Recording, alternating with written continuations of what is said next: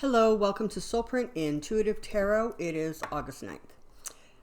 Thank you for joining me. Thank you for subscribing, for liking, for commenting, for viewing. It's all wonderful and I appreciate it.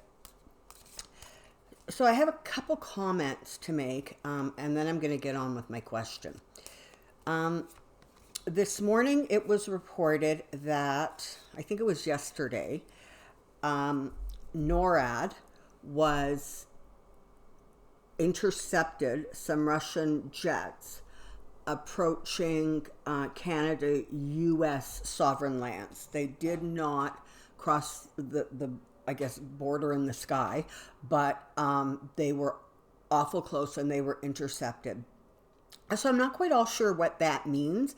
I know, as I'm thinking back, there have been boats that are becoming really close to U.S. waters, to Canadian waters from Russia. There's like a lot of kind of weird stuff going on there with Russia and their planes and ships and submarines coming towards North America in ways that I'm not quite sure that they have before. So that's interesting, and I'm going to keep on watching that, secure in the knowledge that NORAD is doing its job. And, I consider their job really important. Of course, mostly I think it's really important because they follow that jolly old elf on December 24th. And that's really important. But aside from that, sort of securing the whole sovereign lands things, that's right up there for sure. Second comment. I was watching that rather rambling news press conference thing that Trump once again did on the White House lawn.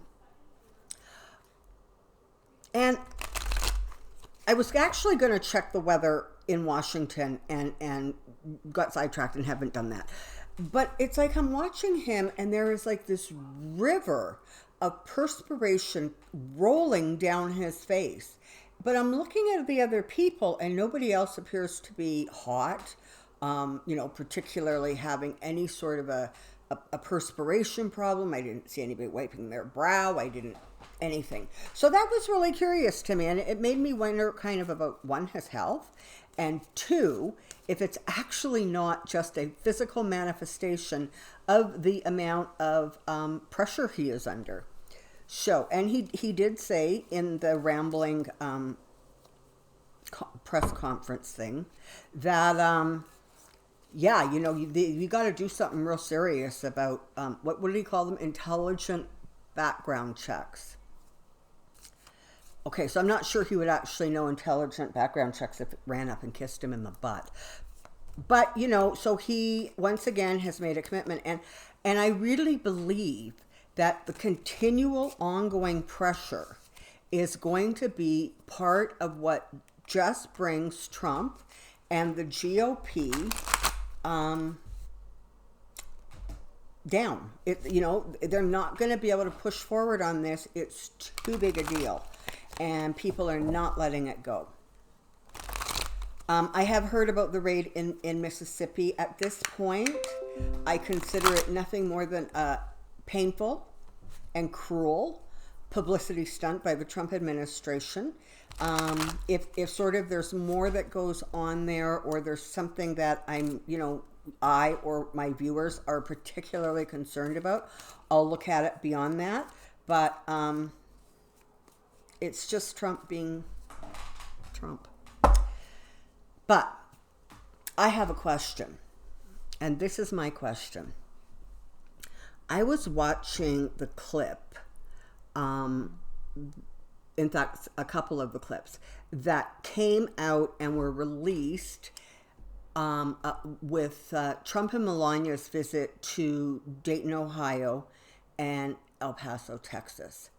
And I was watching her specifically. And it was really interesting to me because as she was, standing, 2 feet behind and slightly to the left of, the man, her reactions to things, the smile, the nod, the, giggle, they were always a half a beat behind what everybody else in the room was doing. So it's as if even her sort of almost instinctive or natural reactions to a situation are so closely guarded that she literally will not respond until she sees how everybody else is responding, and then she responds in the same way. So if they're smiling and nodding their head, she's smiling and nodding. In some ways, honestly, maybe she learned that skill from Pence. Or maybe she taught it to Pence. I'm not sure. But there's a real kind of eerie similarity to the deference that he receives from her. So I want to do a little bit of a dive on Melania Trump, because I think that there's some kind of interesting things going on there, and I'd like to see if we can get a bit of a look-see into that. So come on down, and we're going to drill down on Melania Trump. Okay, so we're just going to do a couple more shuffles.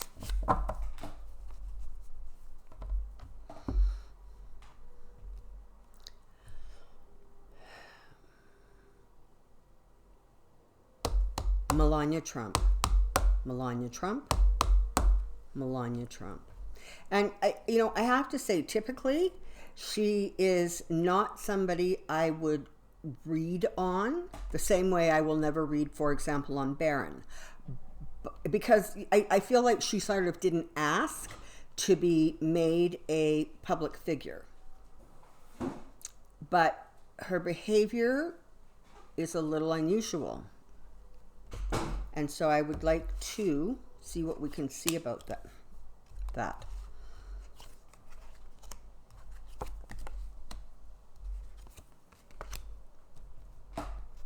Wow, okay. So,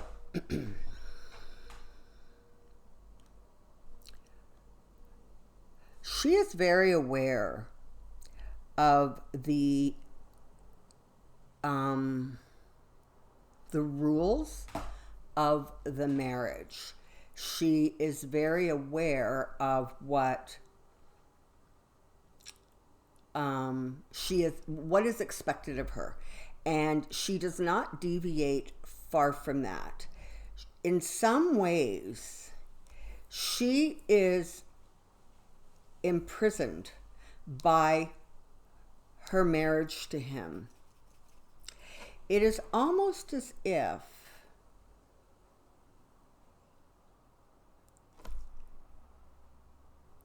whatever is handed to her, whatever she is offered or demanded of or requested, whether she wants it or not, whether she agrees with it, whether she likes it, it doesn't matter. It absolutely doesn't matter, because she is, in some ways, nothing more than an employee of Trump's, perhaps with some, benefits. So there is a sense that she really is imprisoned, entrapped.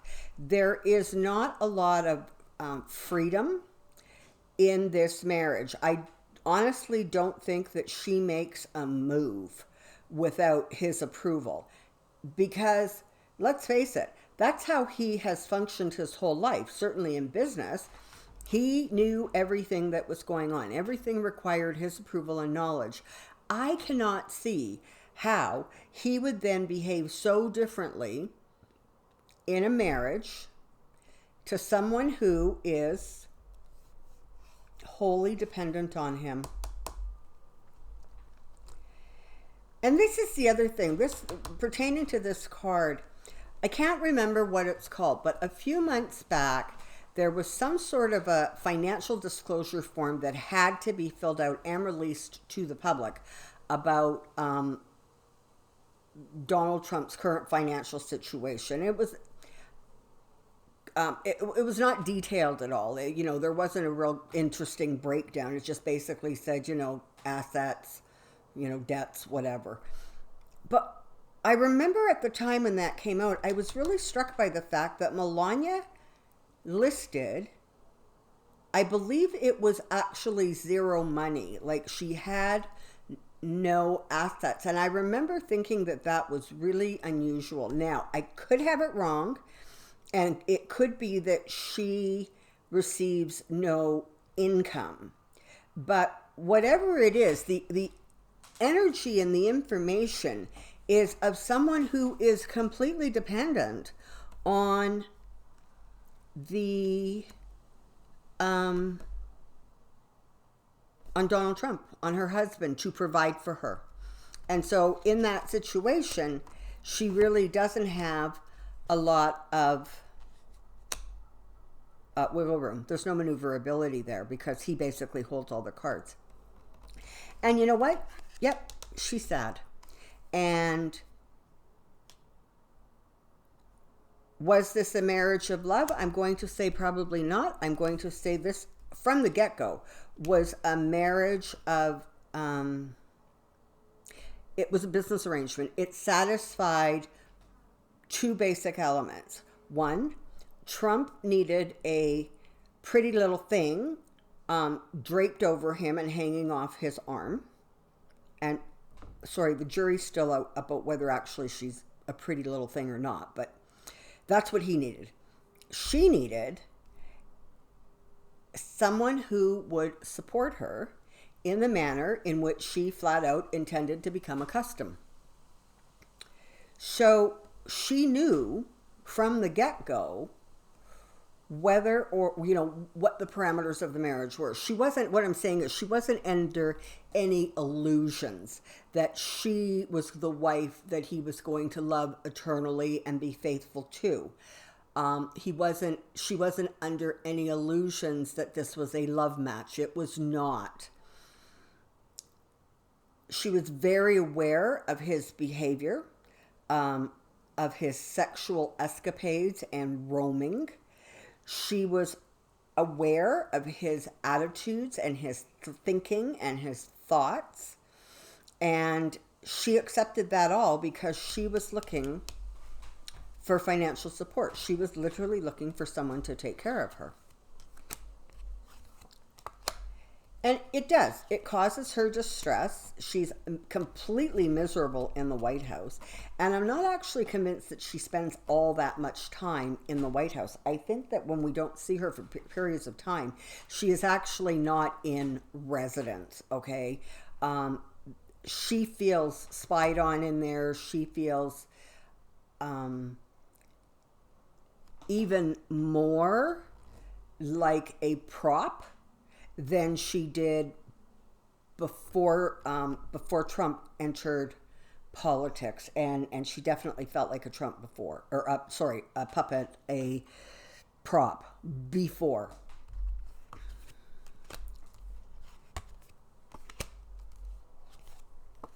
Oh my. Okay, so you've got the Tower, you've got the Devil, and you've got the Eight of Swords, which just talks about being trapped.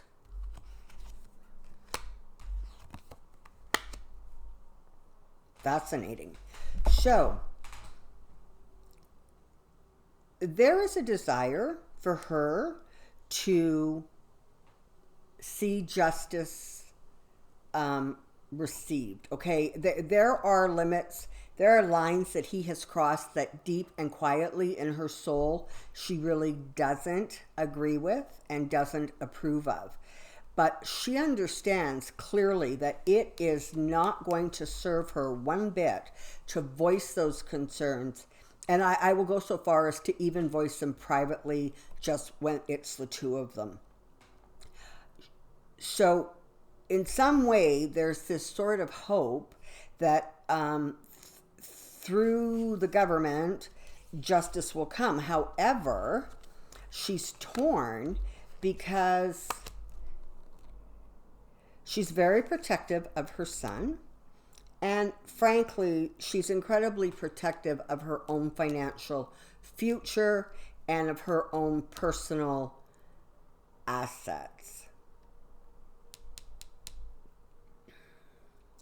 So, she wants there to be enough justice to kind of stop him, but she doesn't want so much justice that her financial security, her ability to live the life she plans on living, her ability to mother Baron is impacted.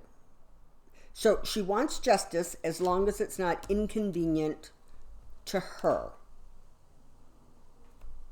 Okay, well, yeah, it's all about the money. You know, people have asked me if I thought that there was a connection between Melania, Epstein, and Trump in terms of literally Trump buying her, being gifted her, whether there was sort of almost like some business arrangement that went on in terms of the beginning of the Donald and Melania relationship. And I got to tell you, I don't get real clarity about it, but I do get that for sure it was a business relationship between her and Donald. And she did not have even like lawyers that she basically consulted with who said, yes, you should do this, or no, this isn't in your best interest. It was like she was like a concubine, right? She did what she was told, when she was told, how she was told, by whom she was told. And that is the life she lives. And she's scared. As much as she wants the government to provide justice, she's also scared that if she tries to speak out in any way, that literally the full weight of the government under her husband will come after her. She's not, she's not feeling safe and secure because this is a love match. She's very mindful of the fact that if she does the wrong thing, she'll pay for it. There will be a punishment incurred. And, if we think that Trump doubles down in public about politics, can you only just imagine the way he doubles down when it comes to his personal life and what he wants, what he expects from this business arrangement? There literally, I'm looking for lovers. I'm looking for the Two of Cups. I'm looking for something that indicates some depth of emotion. There is nothing. Again, her biggest fear, being left out in the cold, being rejected and sent on her way, sort of the way Marla Maples was. I mean, that woman was completely ostracized. Now, for Tiffany's sake, ultimately, that's probably a good thing because I think she's entitled and spoiled, but I'm going to say she's probably not so far as absolutely corrupt the way her other siblings are. So, a business arrangement. Was providing bedroom activities part of that? You bet it was. And again, it literally feels as if she was a commodity that has been sold and then bought, right? It's sad that this is how she is choosing to live. There's going to be a change of fortune for her, and it's not going to be good. Is it likely that somewhere down the line the truth, or more of the truth, or some of the truth may come out? Possibly. But I actually don't see her making any significant big splashes, okay, about what her life was with the Donald. There might be a book deal at some point. If they end up divorced, she might end up doing a book. She's going to have a really good ghostwriter because, frankly, her English isn't that good. She thinks she's being best, but not. And I'm not actually sure that she's all that fluent in any of the other languages she professes to speak.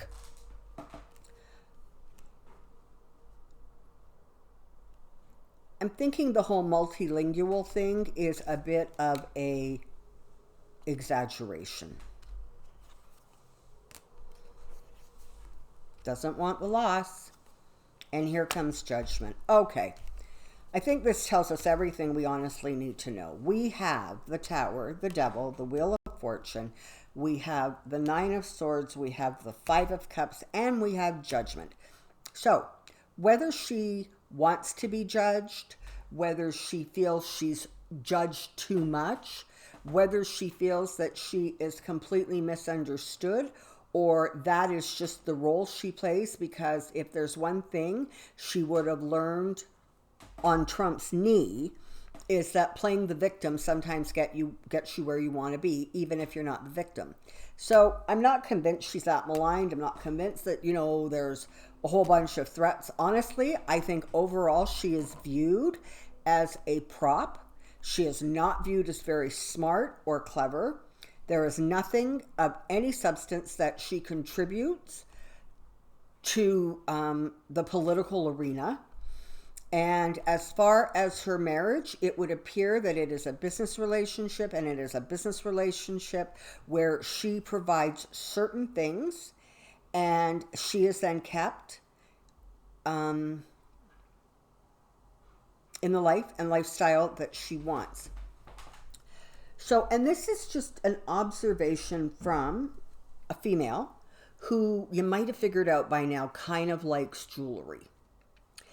It's interesting to me that for somebody who has the apparent resources she has, the apparent connections she has, that aside from that oversized diamond ring on her finger, she doesn't ever wear any sort of jewelry. And when she does, it is incredibly, incredibly understated. So I guess my point is she's clearly not dripping in jewels. And I suspect that the clothes that she wears in public, which are Trump approved, are sort of given to her almost like as, a perk. Those companies are able to say, we're dressing the first lady. So when it comes right down to it, I'm not actually convinced personally in her own world. She actually has assets, like in terms of jewelry and money and even clothing. There doesn't seem to be any assets around her. It seems as if everything comes from Trump. And everything that comes from Trump is completely dependent on her behavior and her public support and image. Lovely, lovely, lovely reason to be married. Now, I want to say just one more thing. I don't have not one little bit of sympathy for her. I really don't. I'm sorry. Even as a woman, just as a woman, I find it hard to find a whole lot that redeems her, okay? And as far as being concerned about the power of the government, the forces that may be used against her, the power of her husband or her presumed power, his presumed power, I only got one thing to say. Princess Diana. May she rest in peace and be happy. She figured it out. And I'm sorry, but I gotta tell you, I really believe that the whole British royal family, otherwise known as the firm, was kind of a lot scarier to go against than the U.S. government, simply because this was where she lived, where she functioned. Everybody knew her. And yet she figured out a way to get her story out and to bring down basically a powerful man in Charles. And in doing that, the revenue from that also created some security for her, which unfortunately far, far, far too early was passed on to her sons. So as far as I'm concerned, little Miss Melania gets no pass from me. Absolutely none. So, what we know is she's not very bright. She's a puppet. She's a prop. And she contributes nothing of meaning except possibly Barron, who is only going to be an interest to Donald Trump at about the age of 20. So, there we have my deep dive on Melania Trump. Hopefully you found it interesting, insightful, fun. Either way, whatever you found it, I'm grateful that you're here, and I thank you very, very much. So for now, take care, be well, and we'll see you real soon. Bye.